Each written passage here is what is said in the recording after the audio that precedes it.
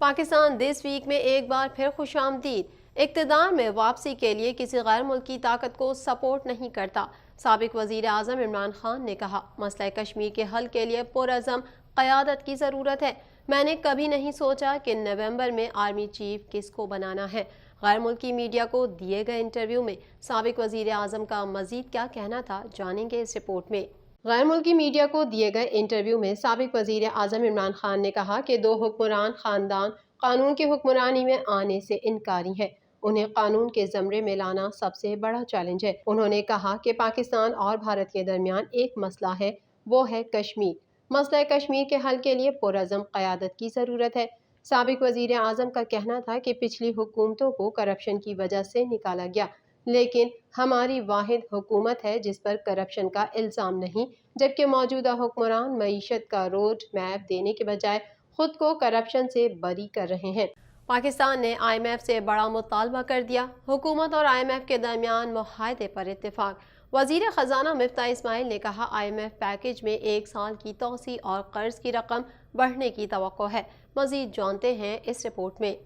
حکومت اور I am F کے درمیان معاہدہ طے پا گیا، جس میں 1 لاکھ روپے ماہانہ تک تنخواہ لینے والوں پر ٹیکس دوبارہ متعارف کرایا گیا ہے، جبکہ جولائی سے پیٹرولیم پر مرحلہ وار 50 روپے فی لیٹر لیوی لگانے پر اتفاق کیا گیا ہے۔ وزیر خزانہ مفتاح اسماعیل نے آئی ایم ایف کے مشن چیف ناتھن پورٹر کے ساتھ بات چیت کے آخری دور کے بعد میڈیا کو بتایا کہ آئی ایم ایف مالیاتی اہداف پر اسٹیٹ بینک سے مشاورت کرے گا۔ معاہدے کے بعد بجٹ کا حجم 9.9 ٹریلین روپے ہو جائے گا، جو کہ وزیر خزانہ کی طرف سے 10 جون کو پیش کیے گئے بجٹ کے مقابلے میں تقریباً 400 ارب روپے تک بڑھ جائے گا۔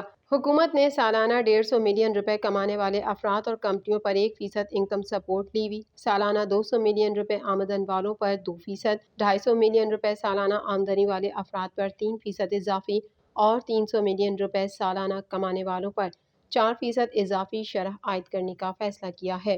وزیر اعظم کا دورہ Gwadar, 100 mega what transmission line کا سنگ بنیاد رکھ دیا۔ گوادر کے ماہی گیروں کو کشتیوں کے لیے 2000 انجن فراہم کریں گے۔ 100 بستروں پر مشتمل اسپتال بھی بنایا جائے گا۔ مزید جانتے ہیں اس رپورٹ میں۔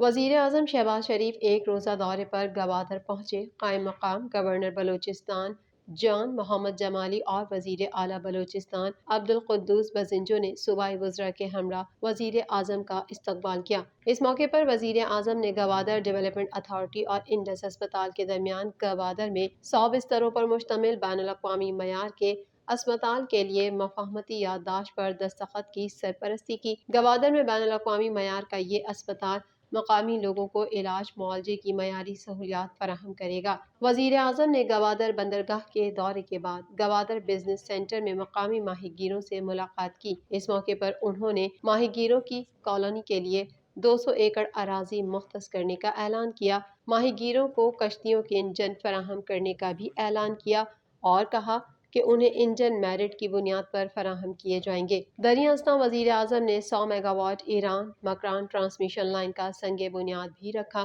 اور کہا کہ یہ منصوبہ چند ماہ میں مکمل ہو جائے گا، جس سے بجلی کی فراہمی میں بہتری آئے گی۔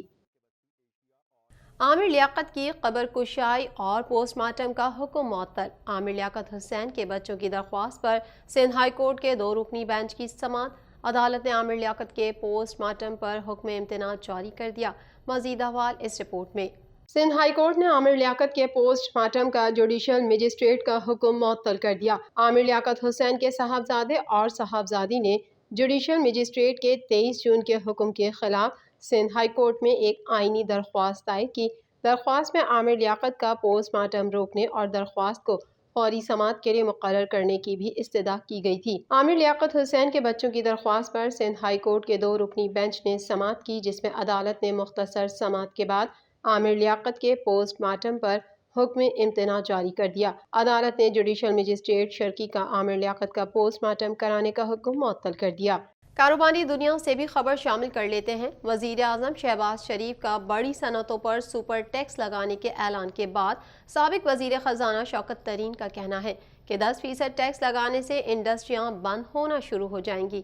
مزید احوال اس رپورٹ میں۔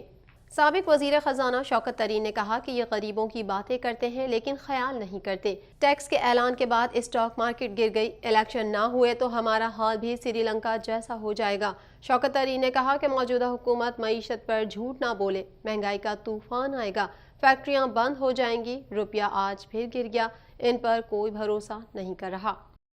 پاکستان دس ویک میں فی الحال اتنا ہی۔ مزید خبروں کے ساتھ اگلے ہفتے پھر حاضر ہوں گے۔ جب تک کے لیے اپنی میزبان کو اجازت دیجیے۔ اللہ حافظ۔